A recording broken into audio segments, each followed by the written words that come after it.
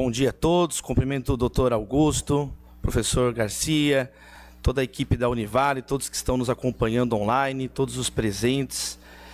E quero conversar um pouquinho, nesses encaminhamentos finais desse 4º congresso, sobre os fundamentos filosóficos da liberdade de expressão, com uma ênfase na tradição dos Estados Unidos, a tradição da teoria da primeira emenda. Hoje, como nós sabemos, os temas do discurso do ódio, como acabamos de ouvir na última mesa, colisão de direitos, liberdade de expressão, são temas constantemente mobilizados, porém muitas vezes descolados de seus fundamentos filosóficos, da sua razão de ser. O professor Jean Regina acabou de mencionar que os institutos, os conceitos continuam tendo natureza, mesmo que não sejam examinados. E é isso que eu queria fazer nesses minutos, então, examinando quais são os fundamentos filosóficos da liberdade de expressão. O professor Thomas Scanlon afirma que uma resposta filosófica ao desafio da tutela da liberdade de expressão, ele deve responder 2 questões. Primeiro, qual a definição de atos que deve ser protegida na tutela da liberdade de expressão?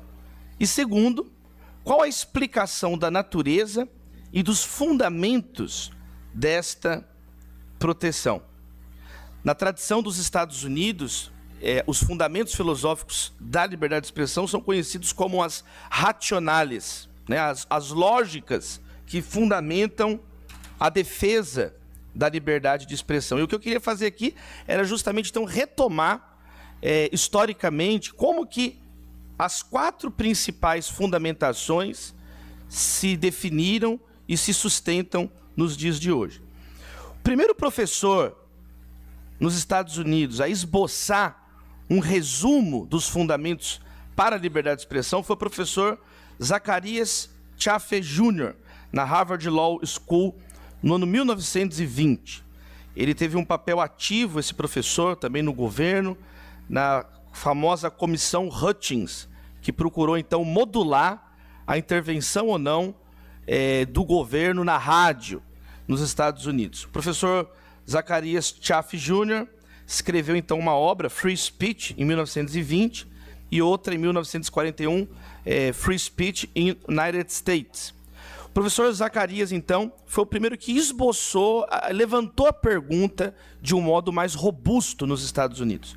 Só que foi somente o professor Thomas Emerson, da Yale Law School, em 1970, que pela primeira vez, então, procurou, de um modo didático, colocar quais foram até aquela época as 4 principais argumentações na Suprema Corte dos Estados Unidos, na literatura acadêmica. Ele, de um modo sistemático e didático, ele colocou em 4 pontos. Ele percebeu, então, 4 pontos, publicando isso na obra The System of Freedom of Expression, que se tornou, então, a obra, até os dias de hoje, referência. Até os dias de hoje, todos que vão entender o que é a fundamentação filosófica da liberdade de expressão na tradição americana, vão prestar tributo ao professor Thomas Emerson, né?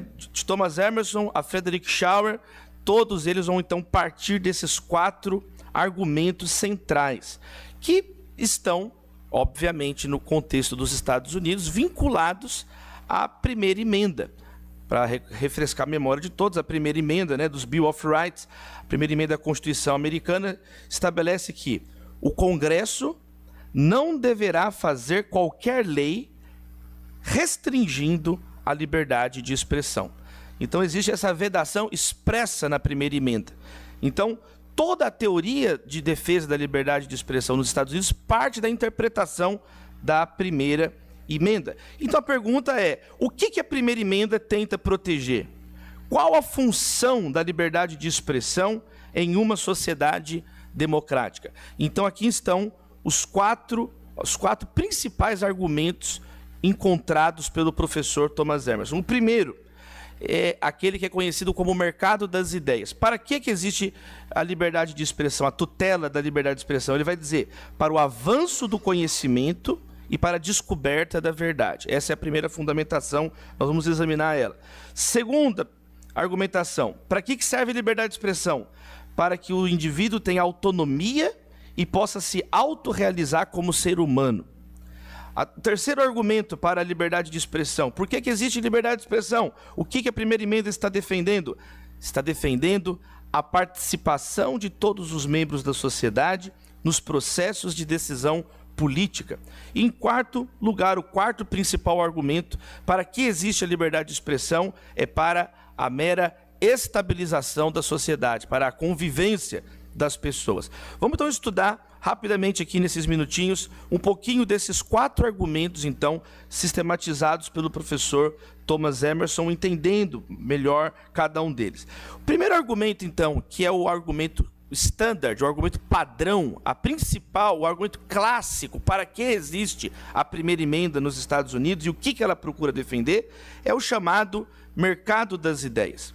Ou seja, a defesa da liberdade de expressão existe para que a verdade na sociedade seja alcançada e a sociedade possa avançar no seu conhecimento. Então, todo tipo de discurso tem que ser tolerado com essa finalidade. Mesmo aqueles que possam eventualmente ofender de algum modo, em alguma medida, chocar em algum modo, em alguma medida, mas é preferível que deixe a pessoa falar. É preferível que se deixem as ideias circularem. Por quê? Porque com isso, o conhecimento daquela sociedade será acrescido, será melhorado, será refinado na busca pela verdade. As origens desse argumento, elas são multimilenares, elas, desde que a Terra é terra, desde que existem textos escritos. Mas, por exemplo, costuma-se citar o livro apócrifo, de terceiro livro de Esdras, capítulo 4, verso 41, onde se diz, grande é a verdade e ela prevalecerá. Outro texto antigo, usado também como base, é o livro de Atos dos Apóstolos, capítulo 5, verso 34 a 39, o chamado princípio de Gamaliel. Gamaliel, o sábio, se levanta e diz, não, deixe que essas pessoas falem o que elas quiserem, porque se for de Deus, vai prosperar. Se não for de Deus, não vai prosperar. O famoso princípio de Gamaliel, que tem então uma semelhança muito grande com o que a ideia do mercado, a noção de mercado das ideias está dizendo. Deixa as pessoas falarem, deixa que cada um participe. No final, aquilo que é melhor fica e o que é pior sai para lá e fica para trás e a página é virada. No período moderno, John Milton é o primeiro a articular essa ideia de um modo explícito, de um modo vinculado especificamente à questão do direito. No texto Panfleto Político Areopagítica, de 1644, tem um trecho famoso onde o John Milton diz assim, dê-me a liberdade de saber, de falar, de argumentar livremente, de acordo com a minha consciência, acima de todas as liberdades.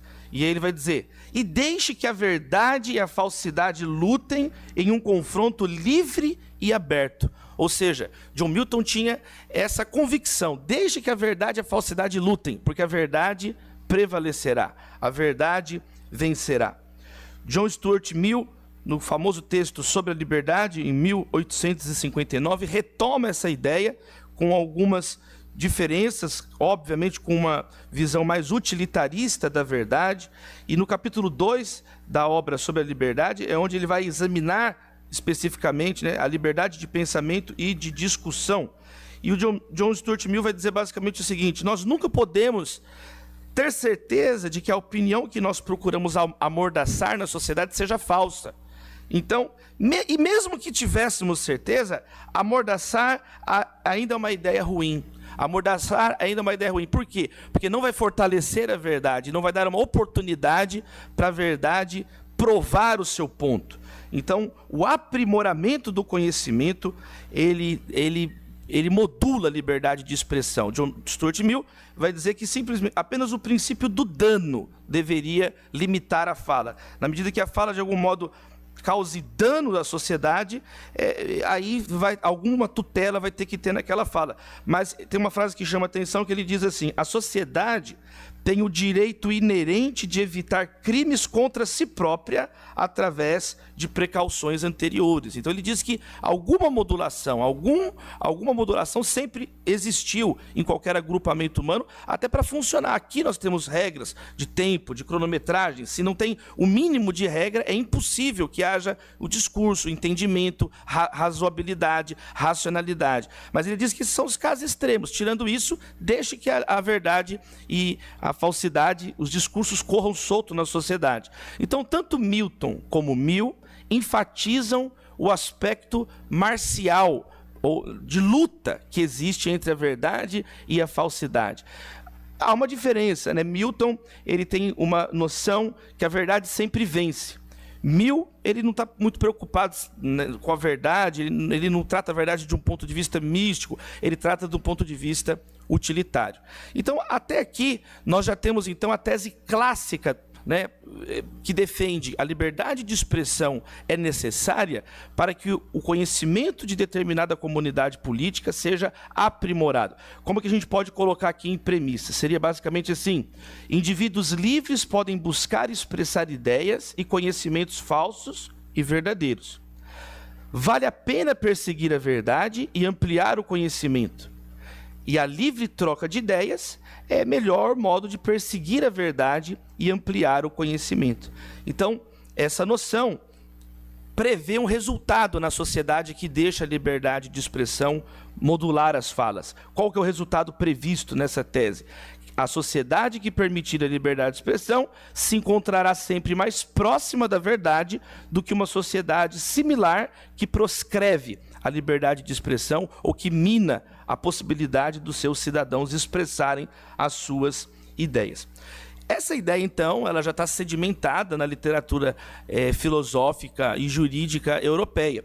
Mas nos Estados Unidos da América, ela vai ser articulada de um modo contundente pelo lendário Justice, né, o ministro da Suprema Corte, Oliver Wendell Holmes, no famoso caso Abrams versus Estados Unidos da América de 1919.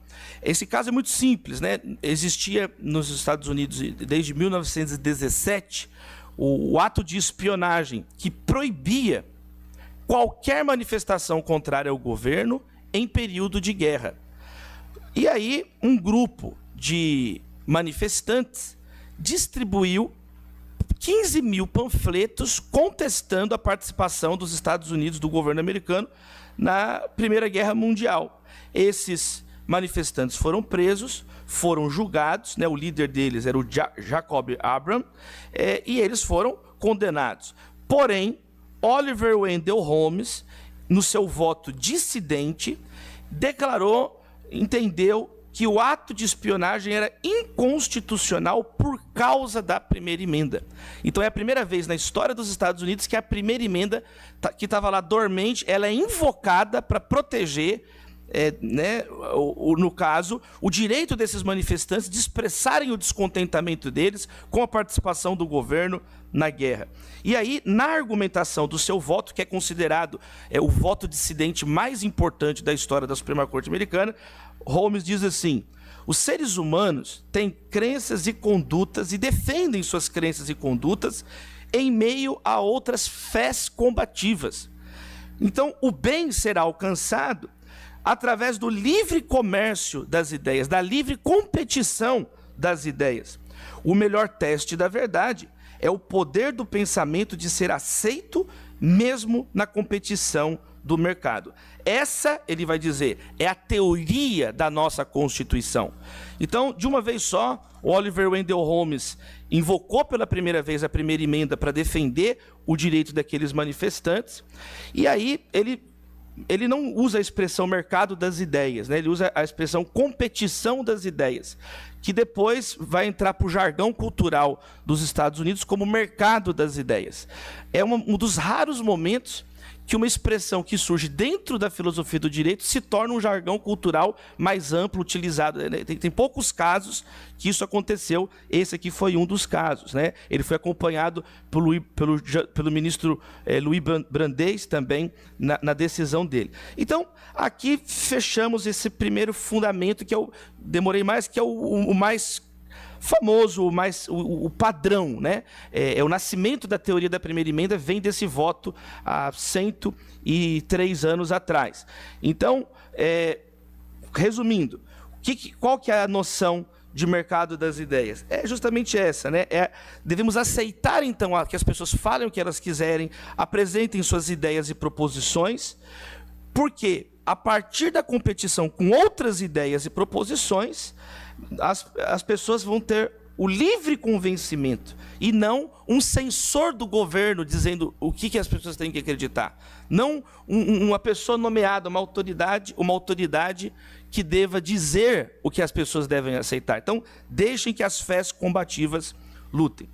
O segundo fundamento, o segundo argumento para a liberdade de expressão, ele é mais simples, mais enxuto, podemos usar como referência o Dr. Edwin Baker. Para que nós devemos deixar as pessoas falarem? Porque ele vai argumentar, faz parte da autorrealização do ser humano, faz parte de uma característica básica de autonomia dos seres humanos. Então, a expressão é essencial aos seres humanos. Você negar a capacidade de expressão é algo que desumaniza a pessoa. Então, a liberdade de expressão deve existir, não porque as ideias têm que duelar, ele tem uma visão mais simples, a liberdade de expressão tem que existir porque você ele não vai usar dignidade humana, mas ele vai usar, você tira uma capacidade inerente de expressão dos seres humanos. Penúltimo lugar, o terceiro argumento, conecta a liberdade de expressão ao jogo democrático, aos processos de decisão democrática. O grande expoente é Alexander Meiklejohn, que lança Free Speech and Its Relation to Self-Government, em 1948.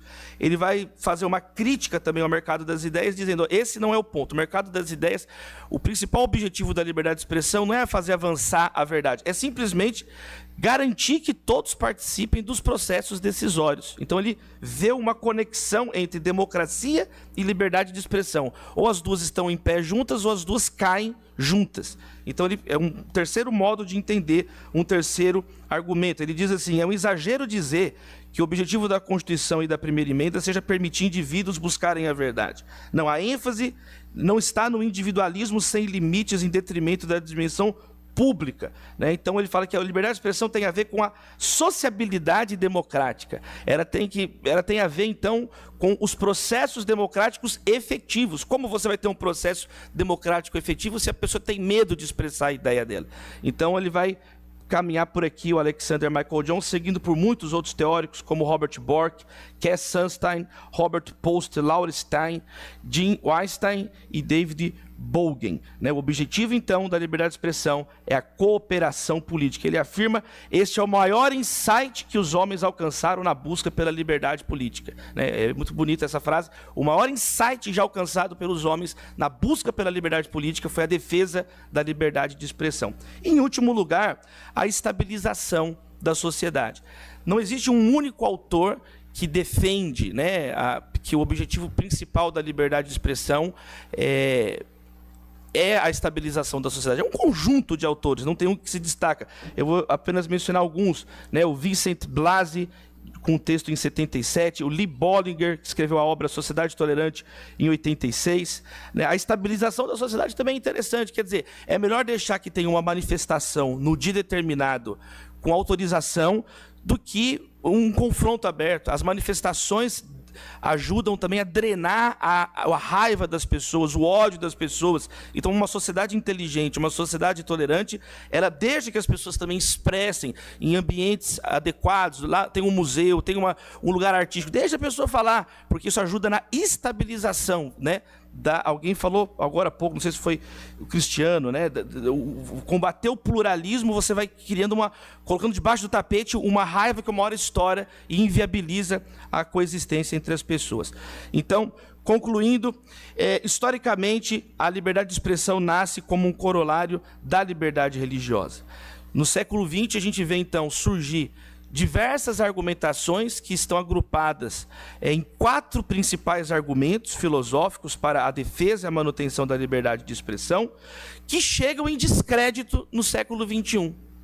Cada um desses argumentos, hoje no século XXI, é atacado, é escrutinado, então fala-se muito hoje em teorias negativas da liberdade de expressão. Não é o tempo, não é o momento agora, mas esse estudo desses fundamentos, eu acho que é crucial para que nós não venhamos cair em autoritarismo, né? Hoje em dia, muitas pessoas como Frederick Schauer, ontem mesmo, Quentin Skinner estava na USP, numa palestra remota, né? Eu estou terminando o doutorado lá, e eles estavam falando sobre isso, falando assim, olha, é melhor a liberdade de expressão do que a não liberdade de expressão. Mas, na minha opinião, esse é um argumento muito fraco, em um momento de autoritarismos voltando.